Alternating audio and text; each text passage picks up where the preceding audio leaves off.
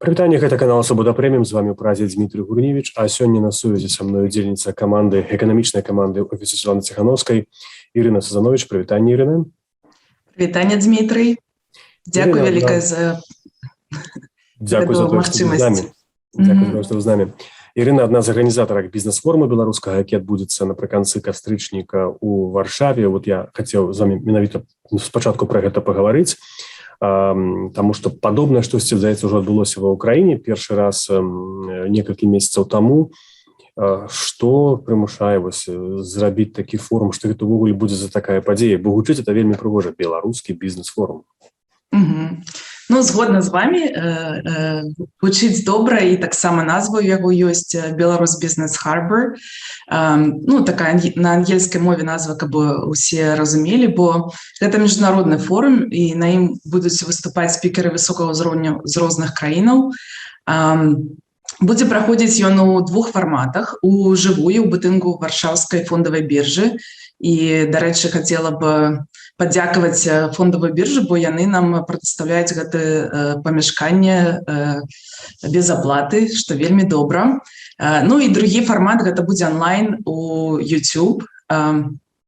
Першы дзень ён будзе больш такім афіцыйным, з удзелам прадстаўнікоў еўрапейскіх структур. Ён будзе на ангельскай мове, і там мы будзем, там будзем размаўляць пра тыя праблемы, якія ёсць у нашых бізнесоўцаў, якія былі вымушаны пакінуць Беларусь. Бо мы бачым, што ёсць вялікае жаданне з боку тых структур дапамагаць беларусам, але яны не заўсёды разумеюць, што менавіта трэба рабіць і ў якім выглядзе гэтая дапамога патрэбна. Ну а другі дзень ён будзе больш прыкладным, з практычнай інфармацыяй для тых беларусаў, хто хоча адкрыць і весці бізнес у Польшчы. Ну і гэты дзень будзе на рускай мове, там у нас будуць спікеры, якія будуць такія больш практычныя пытанні пра вядзенне бізнесу ў Польшчы, як яго адкрыць, як яго зарэгістраваць, як вядзецца улік, розныя такія практычныя пытанні.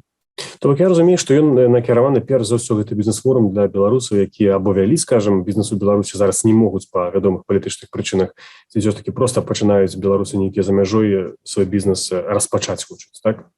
Ну, гэта будзе такая пляцоўка, дзе мы хацелі бы, па-першае, атрымаць нейкую сувязь ад нашых бізнесоўцаў, якія былі вымушаны пакінуць Беларусь, колькі іх, ці шмат такіх людзей, якая дапамога ім патрэбна. І гэта будзе таксама пляцоўка для размовы з афіцыйнымі еўрапейскімі ўладамі, каб пачуць, чым яны могуць нам дапамагчы, а таксама распавесці ім пра тыя праблемы, з якімі сутыкаюцца беларускія бізнесоўцы Польшчы.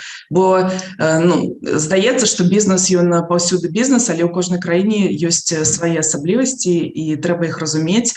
І таму гэта вельмі важна праводзіць такія мерапрыемствы. Ці ахвотна звяртаюцца самі прадпрымальнікі беларускія, ці вы проста іх шукаеце, скажам так? Мне цікава, наколькі это сёння ўвогуле магутная з'ява, што людзі не могуць, скажам, бізнес весці ў Беларусі і пераводзіць яго за мяжу. Бо ускосна мы можам рабіць нейкія высновы, але мне цікава ўсё-такі в нейкіх лічбах. Ну, мы адкрылі рэгістрацыю на форум на прошлым тыдні, і ўжо ў нас больш за 100 зарэгістраваных у жывым удзеле. І большасць з іх гэта прадпрымальнікі, гэта бізнесоўцы. Некаторыя з іх яшчэ знаходзяцца ў Беларусі і будуць глядзець трансляцыю ў YouTube, а некаторыя ўжо тут. І адна з мэтаў гэтага форуму гэта зразумець, колькі такіх людзей і якія ў іх патрэбы. Таксама хацім пачаць будаваць такую беларускую бізнес-суполку за мяжой, бо такіх людзей становіцца ўсё больш, і нам здаецца, гэта вельмі важным, каб гэтыя людзі ведалі адзін аднаго, дапамагалі адзін аднаму, а таксама, калі нехта можа падзяліцца нейкай інфармацыяй, каб гэта не заставалася толькі ў аднаго чалавека. Бо гэтыя гарызантальныя сувязі, яны вельмі важныя. Рэвалюцыя 20-го года нам усім паказала, што гэта такі адзіны механізм, як выжываць у сучасных умовах. Паколькі мерапрыемства будзе праходзіць пад патранажам офісу Светланы Ціхановскай, вы сама удзельніца гэтай каманды, скажыце, ці не азначае гэта, што в нейкім сэнсе гэтыя бізнесоўцы павінны будуць фінансаваць, скажем, офіс Ціхановскай, взамен за гэта вы ім будзеце дапамагаць, як гэта працуе? Не, мы так, мы абмяркоўвалі, як будзе працаваць асацыяцыя, ці будуць якія членскія ўзносы, і магчыма, што яны будуць, але яны не будуць вялікімі, яны не будуць настолькі вялікімі, каб нехта мог вырашыць не станавіцца членам толькі з-за таго, што гэта вельмі дорага. Вось. Не, тут справа не ідзе пра тое, што бізнесоўцы будуць фінансаваць дзейнасць Святланы Ціхановскай, ці офіса, ці асацыяцыі. Не, гэта, наадварот, больш такое мерапрыемства, каб можа паказаць, што бізнесоўцы не адны, што для іх будзе нейкая дапамога. Таксама мы ведаем, што еўрапейскія структуры, яны выдзялялі кожны год нейкія гранты для беларусаў, і раней гэтыя гранты шлі ў Беларусь, унутры Беларусі, але зараз, на жаль, усе гэтыя арганізацыі, праз якія ішла гэта дапамога, яны былі знішчаны альбо закрыты, альбо не могуць больш працаваць у Беларусі. Таму уся гэта дапамога, што ішла раней унутр Беларусі, яе трэба перанакіраваць туды, куды яна можа ісці. Я так разумею, калі ў першы дзень будуць удзельнікі, скажем так, прадстаўнікі Еўрапейскай звязы, у вас нейкае спадзяванне, што все-таки яны здольныя дапамагчы, таму што я памятаю, што абяцанняў было вельмі шмат, там нейкія сумы называліся, асабліва падчас паездак Святланы Ціхановскай, абяцалі дапамагаць грамадзянскай супольнасці, бізнесоўцы перанакіроўваюць то, што раней накіроўвалі ўладам Беларусі, перанакіроўваць цяпер вось прыватным нейкім прадпрымальнікам, пацярпелым бізнесоўцам. Ведаеце, тут справа ў тым, што гэтыя структуры, якія робяць гранты, яны, безумоўна, гэта такія бюрократычныя структуры, і таму для іх, калі яны выдзяляюць нейкія грошы, вельмі важна, каб арганізацыя, якая атрымлівае гэтыя грошы, магла напрыканцы нейкі такі дакумент прадаставіць ім, што было зроблена, якія вынікі. І зразумела, калі, напрыклад, гэта ідзе прамая дапамога непасрэдна нейкаму бізнесоўцу, то гэта будзе зрабіць вельмі цяжка. І вось адна з мэтаў стварэння нашай асацыяцыі – гэта такі стварыць механізм, каб можна было дапамагаць бізнесоўцам, але каб гэтыя еўрапейскія структуры не баяліся таго, што яны грошы выдзеляць, але для іх унутраных дакументаў не будзе ніякіх такіх добрых дакументаў ад тых, хто атрымаў грошы. І таму, зразумела, зараз гэта ўсё ідзе праз тыя фонды арганізацыі сталыя, якія ўжо працуюць многа-многа гадоў, яны ведаюць, што тыя арганізацыі змогуць ім прадаставіць усё, што трэба. І, на жаль, гэтыя арганізацыі большасці сваёй не беларускія арганізацыі, гэта нейкія такія еўрапейскія арганізацыі, і ў большасці часу яны робяць нейкія такія аналітычныя рэчы, а не прамую дапамогу для бізнесоўцаў ці для беларусаў у цэлым. Я зараз цалкам хацеў бы змяніць тэму, паколькі вот нашы гледачы звярнулі увагу, што вы некалькі разоў ставілі ангельскія словы таму што вы прыехалі праводзіць гэты цэнтр з-за акіяну, з Канады, калі не памыляюсь. Так, раскажыце ўвогуле трошкі пра сабе, бо вы новая асоба ў камандзе Святланы Ціхановскай, чым вы там будзеце займацца, але спачатку пра сябе ўвогуле. Я нарадзілася і вырасла ў Мінску, навучалася ў французскай гімназіі, потым скончыла Беларускі эканамічны універсітэт. І калі вучылася ў універсітэце, то амаль кожнае лета ездзіла па праграме Work and Travel USA у ЗША, працавала там. Потым год вучылася ў Парыжы, атрымлівала там MBA. І вось калі я вярнулася дадому пасля гэтай вучобы, зразумела, што магчымасці для прафесіянальнага развіцця для мяне ў Беларусі не шмат.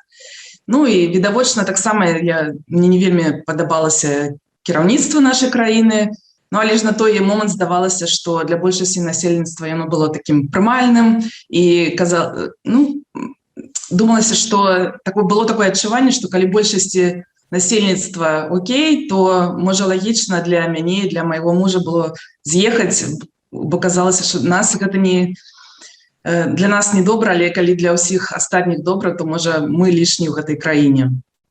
Вось. І плюс мы вучыліся ў такой, можна назваць, кузні эмігрантаў на факультэце міжнародных эканамічных адносінаў. І мне здаецца зараз, што не менш за палову нашых аднакурснікаў жыве за мяжой.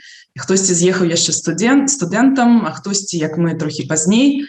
Але ж ну вось такая сітуацыя. І вось уже больш за 12 год жывем у Канадзе, і ў Канадзе у нас вельмі комфортнае жыццё. Нам нават не прыйшлося праходзіць праз цяжар такога эмігранцкага досведа, бо прыехалі з добрым валоданнем ангельскай мовы. Таксама быў вопыт у ЗША, і ну таму адаптацыя была даволі лёгкай.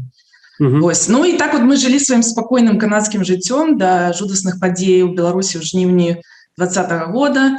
І ну, мне здаецца, нездарма кажуць, што менавіта тады сфарміравалася беларуская нацыя, бо дагэтуль я сябе адчувала больш як такі чалавек сусвету, які можа жыць дзе ўгодна, у любой частцы свету, але калі б толькі былі добрыя умовы жыцця. Вось. А ў жніўні таго году гэта ўсё змянілася, бо ўсё стала такім вельмі чорна-белым. Калі раней былі нейкія такія паўтаны, то цяпер гэта было такая барацьба добра са злом, і ну, я думаю, што амаль кожны беларус ён быў пастаўлены перад такім выбарам, ты на якой старане гэтай барацьбы. Вось. Ну і мы пачалі беларускай дыаспорай спачатку ладзіць акцыі па ўсёй Канадзе, слаць лісты да нашых парламентарыяў, пісалі лісты міністру замежных спраў Канады.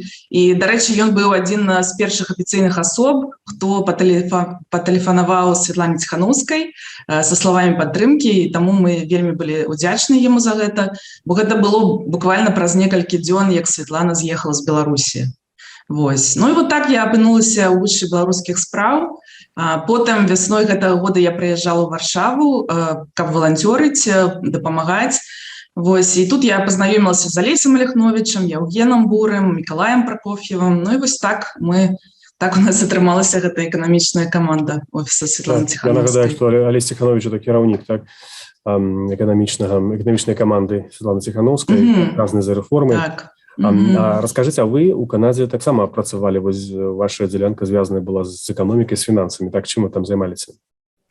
Ну, вось мае апошняе месца працы гэта канадскі пенсійны фонд, таму і можа і было вырашана, што у эканамічнай камандзе Святланы Ціханаўскай я буду займацца пытаннямі пенсійнай рэформы, таксама бюджэтнай рэформы, бо больш каля 6 гадоў я працавала на канадскі пенсійны фонд, таму ведаю гэтую сістэму унутры, ведаю, як яна працуе і чаму у развітых краінах пенсіянеры маюць такія добрыя пенсіі, што гэта ўсё не просто так, да? Што пенсійныя фонды, яны сапраўды умеюць інвеставаць гэтыя грошы вельмі эфектыўна, прычым не толькі лакальна, але па ўсей краіне. Вось, напрыклад, той пенсійны фонд, на які я працавала, ён інвеставаў па ўсяму свету, і ў Азіі, і ў Латынскай Амерыкі, ў ЗША, ў Канадзе, ў Еўропе. Скажыце, як вот магчыма, калі мы глядзім карцінкі, асабліва нашы пенсіянеры беларускія, заходніх, амерыканскіх, і не толькі пенсіянеры, якія там за 80 гадоў, яны яшчэ або там на машыне ездзяць куды-небудзь, самалётамі летаюць на нейкія выспы, як это ўвогуле магчыма?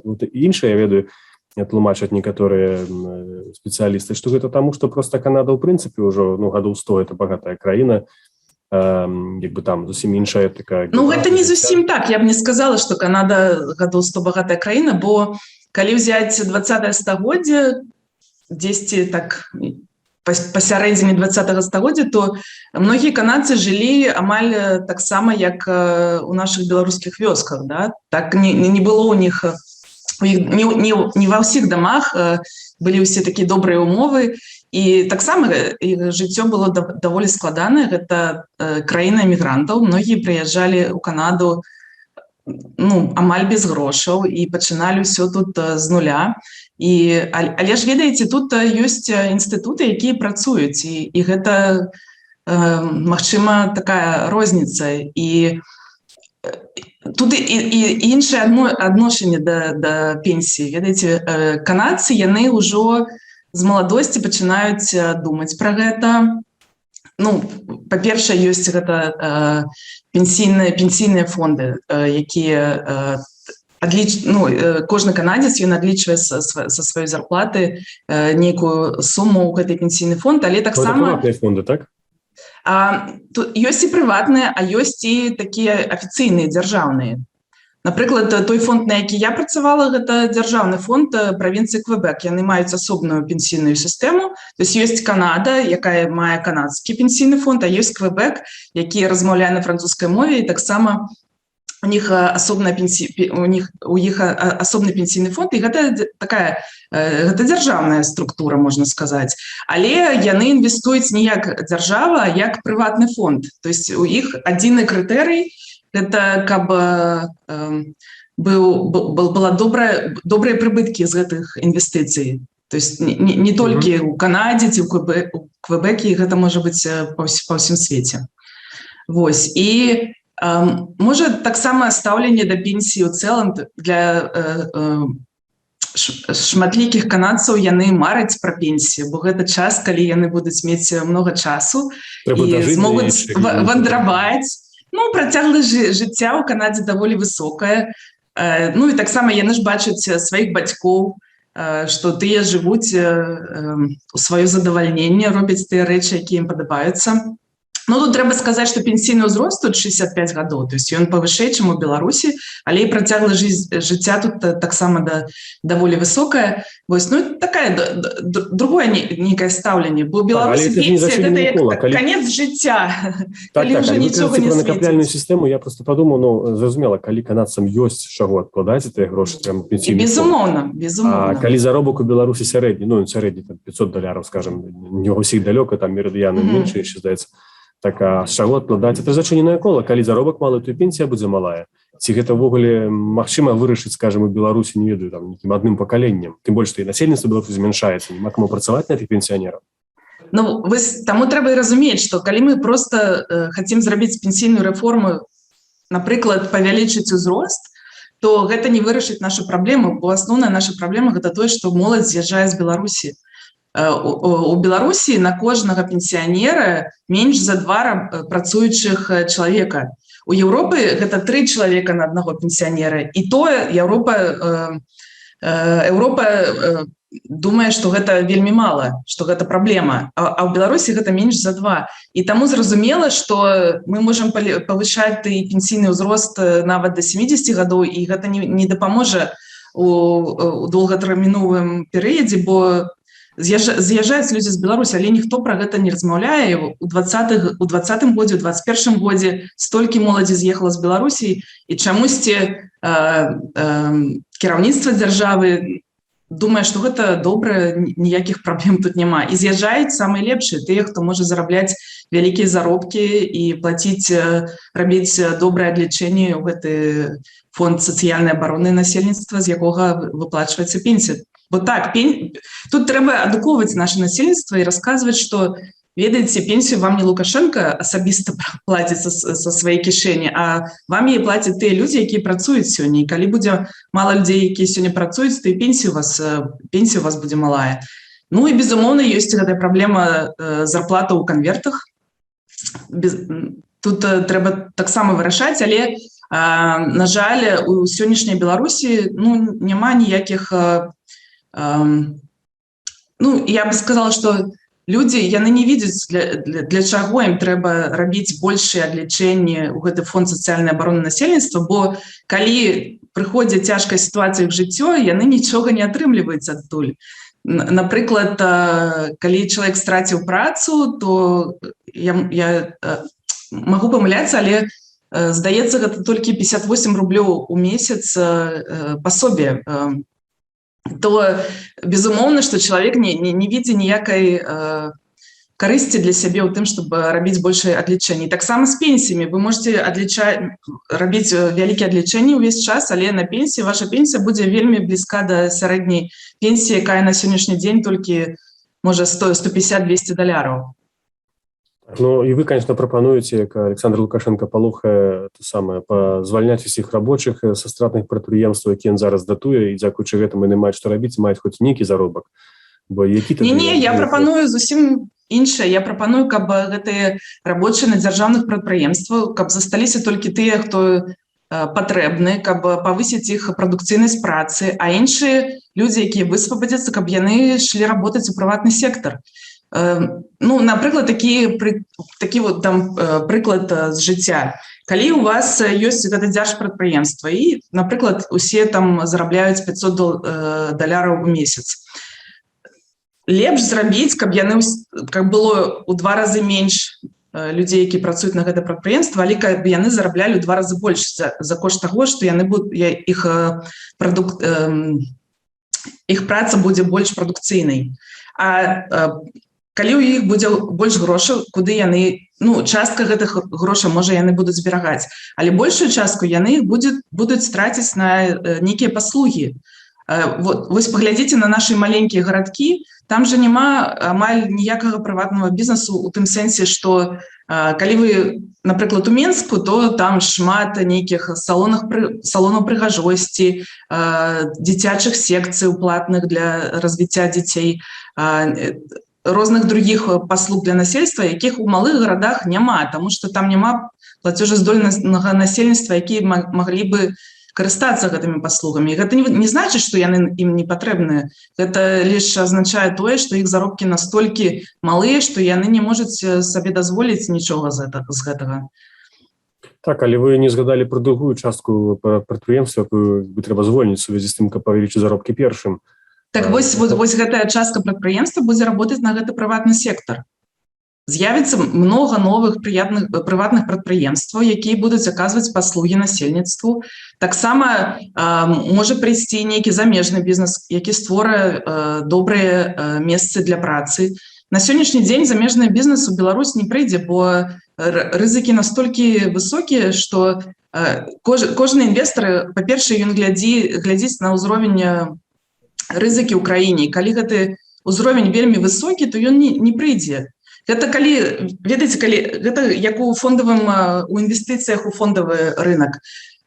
Людзі, якія маюць такія маленькія сумы для інвестыцый, яны звычайна вельмі такія агрэсіўныя. Яны пакупаюць найбольш такія рызыкоўныя актывы, таму што, ну, яны такія, ну, у мяне ёсць $100, ну, калі я страчу, то нічога страшнага. А калі чалавек інвестуе $1 мільён, то для яго найбольш важнае гэта не страціць гэтыя грошы, і таму ён будзе інвеставаць толькі там, дзе ў яго ёсць упэўненасць, што гэтыя грошы будуць у цэласці. Таму Беларусь на сённяшні дзень, ну, не мае ніякіх перспектыў для таго, каб гэтыя замежныя інвестары прыйшлі ў нашу краіну. Ірына, колькі, на вашу думку, зойме часу давядзення да ладу, скажем, там, пенсійнай сістэмы, там, увогуле фінансавага рынку, каб беларускія пенсіянеры змаглі, такія канадскія, у 75 гадоў, бо працягла жыцця і ў Беларусі будзе высокай, паехаць куды-небудзь, ну, ведаю, хаця б у якую-небудзь Турцыю ці на той самы Егіпет. Ну, глядзіце, у нас ёсць добры прыклад Польшчы. Вось за апошнія 30 гадоў тут усё змянілася.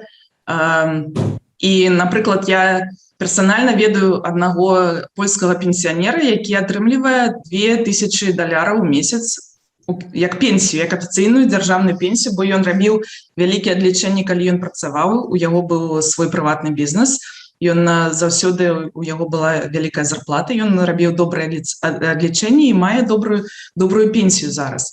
Я нават думаю, што Беларусі патрабуецца менш за 30 гадоў, бо мы ўжо не пачынаем з нуля, як пачынала Польшча, бо тады яны пачыналі, калі у іх уся эканоміка была дзяржаўная, дзяржсектар. У нас ужо палова эканомікі гэта прыватны сектар. То есть нам патрэбна рэфармаваць толькі палову эканомікі, бо прыватны сектар, ён працуе даволі добра, эфектыўна, і там толькі патрэбна зрабіць добрыя умовы для працы, для вядзення бізнесу, і ўсё будзе ў парадку. А дзяржаўны сектар, безумоўна, трэба рэфармаваць. Гэта можа быць і прыватызацыя некаторых прадпрыемстваў. Некаторыя прадпрыемствы, можа быць, будуць зачынены, некаторыя прадпрыемствы, можа, замежныя інвестары іх купяць. Некаторыя, можа, нават і хтосьці з работнікаў прадпрыемства, можа, яны возьмуць на сябе, калі гэта такое невялікае прадпрыемства, яны могуць узяць на сябе ініцыятыву, калі яны разумеюць, што у прадпрыемства ёсць добрыя перспектывы і будзе магчымасць зарабляць, то чаму не, калі самі работнікі зарганізуюцца і зробяць з гэтага прадпрыемства сваё прадпрыемства. І завяршаючы нашу размову, я хацеў бы запытацца, што вы асабіста, які канадскі досвед параілі б ці хацелі прыцягнуць, скажем, узорнікі для Беларусі ў будучыні? Ведаеце, тут я б хацела прывесці такі прыклад не з эканамічнай сферы, а пра чалавечыя каштоўнасці.